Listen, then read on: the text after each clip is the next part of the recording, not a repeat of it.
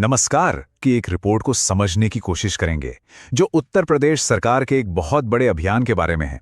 यह अभियान कथित अवैध अप्रवासियों के खिलाफ चलाया जा रहा है। तो चलिए देखते हैं कि इस रिपोर्ट में क्या-क्या बताया गया है।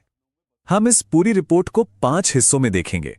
सबसे पहले सरकार ने जिसे महायुद्ध कहा है वो क्या है, फिर इस समस्या का पैमाना कितना बड़ा बताया जा रहा है, इसके बाद सरकार का एक्शन प्लान क्या है, लखनऊ से ग्राउंड रिपोर्ट में क्या सामने आया, और आखिर में यह अभियान कैसे पूरे प्रदेश में फैल रहा है।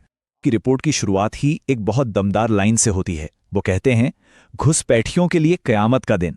इससे यह अंदाजा लगता है कि सरकार की इस कार्रवाई को एक बहुत बड़े और निर्णायक कदम के तौर पर देखा जा रहा है। तो सबसे पहले बात करते हैं इस महायुद्ध की। रिपोर्ट का जो मूल आधार है वो यही है कि योगी आदित्यनाथ सरकार ने अवैध अप्रवासियों के खिलाफ एक महायुद्ध का ऐलान कर दिया है। देखिए, रिपोर्ट के हिसाब से ये कोई छोटा मोटा एक दो जगह का ऑपरेशन नहीं है। ये एक बहुत बड़ी स्ट्राइक है। लखनऊ, वाराणसी, अलीगढ़, सहारनपुर, मतलब उत्तर प्रदेश के लगभग हर जिले में कथित घुसपैठियों के ठिकानों पर कार्रवाई हो रही है। लेकिन इतना बड़ा एक्शन क्यों लिया जा रहा है? जाहिर है सवाल उठेगा। रिपोर्ट इसका जवाब देती है समस्या का पैमाना बताकर। चलिए देखते हैं कि वो पैमाना क्या है। रिपोर्ट में लखनऊ नगर निगम के एक सर्वे का जिक्र है और आंकड़ा देखिए, 1,75,000।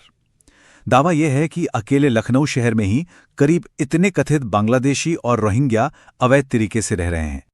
और बात यहीं खत्म नहीं होती। रिपोर्ट ये भी दावा करती है कि ये पूरी आबादी राजधानी लखनऊ में 7,000 से ज्यादा झुग्गी बस्तियों में फैली हुई है। तो इससे पता चलता है कि मामला कितना फैला हुआ है। तो ठीक है, प्रॉब्लम तो समझ आ गई, लेकिन सरकार का एक्शन प्लान क्या है? मतलब प्रशासन इससे निपट कैसे रहा है? रिपोर्ट में एक बहुत ही साफ और कई लेयर्स वाली स्ट्रैटेजी के बारे में बताया गया है। रिपोर्ट में एक 4 स्टेप का प्लान बताया गया है। पहला, झुग्गियों का सर्वे करना। दूसरा, वहां रहने वालों के डॉक्यूमेंट्स चेक करना। तीसरा, जो भी अवैध बिजली कनेक्शंस हैं उन्हें फौरन काटना। और चौथा, ये सब बहुत तेजी से करना है। रिपोर्ट के मुताबिक लखनऊ के मेयर को सिर्फ 3 दिन की डेडलाइन दी गई थी पूरी रिपोर्ट जमा करने के लिए। इससे इस ऑपरेशन की अर्जेंसी का पता चलता है। प्लान तो कागज पर होता है, पर जमीन पर क्या हो रहा है, इसका असल में असर क्या दिख रहा है, यहां की कहानी थोड़ी अलग है। रिपोर्ट के मुताबिक लखनऊ के डॉलीगंज इलाके में जैसे ही पुलिस ने वेरिफिकेशन के लिए डॉक्यूमेंट्स इकट्ठे किए, उसके बाद सैकड़ों लोग रातों रात अपना सारा सामान लेकर वहां से गायब हो गए। अब इस वजह से पुलिस के सामने, जैसा कि रिपोर्ट में बताया गया है, एक बड़ा सवाल खड़ा हो गया। आखिर ये सब लोग गए कहां? उनका इस तरह अचानक चले जाना एक मिस्ट्री बन गया, जिसे अधिकारी समझने की कोशिश कर रहे थे। लेकिन जाते जाते वो लोग पीछे एक बहुत बड़ा सुराग छोड़ गए थे। रिपोर्ट इस पर काफी जोर देती है।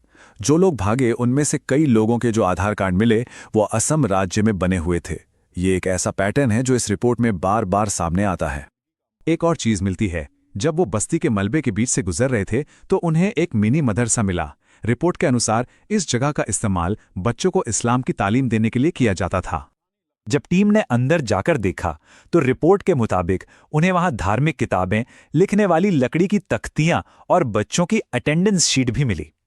इन सबको सबूत के तौर पे पेश किया गया कि एक धार्मिक स्कूल की तरह काम कर रहा था। रिपोर्ट में एक स्थानीय निवासी की बात भी कही गई है जो वहां रह गए थे। उनका कहना था, जो चले गए हमें नहीं पता वे कहां गए। हम भी चाहते हैं कि सबके दस्तावेज चेक हों। जो बांग्लादेशी, आतंकवादी या रोहिंग्या हैं उन्हें भारत से बाहर किया जाना चाहिए।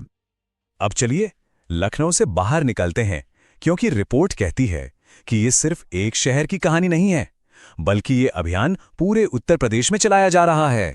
रिपोर्ट के अनुसार ये चेकिंग वाराणसी और अलीगढ़ जैसे बड़े शहरों तक भी पहुंच गई है। गोरखपुर में तो 25 संदिग्ध परिवारों के दस्तावेज भी जब्त कर लिए गए। गोरखपुर वाले मामले को थोड़ा और करीब से देखते हैं। रिपोर्ट में बताया गया है कि इन 25 परिवारों की पहचान साफ नहीं थी। वे टूटी फूटी हिंदी बोल रहे थे और कबाड़ बीनने का काम करते थे। और एक बार फिर वही अहम बात, इन सभी के पास जो आधार कार्ड मिले वो कथित तौर पर असम के बारपेटा जिले से जारी हुए थे। तो ये जो बार बार असम का कनेक्शन सामने आ रहा है, इसका क्या हो रहा है? रिपोर्ट बताती है कि एक पूरा प्रोसेस है। इन डॉक्यूमेंट्स को वापस असम भेजा जाता है, जहां अधिकारी गांव के लेवल पे जाकर दावों की जांच करते हैं ताकि कोई जालसाजी ना हो सके। ये जो डॉक्यूमेंट्स हैं ये असली हैं या नकली, और इनकी सच्चाई आखिर सामने कब आएगी, ये एक ऐसा सवाल है जिसका जवाब इस पूरे वेरिफिकेशन प्रोसेस के पूरा होने पर ही मिलेगा।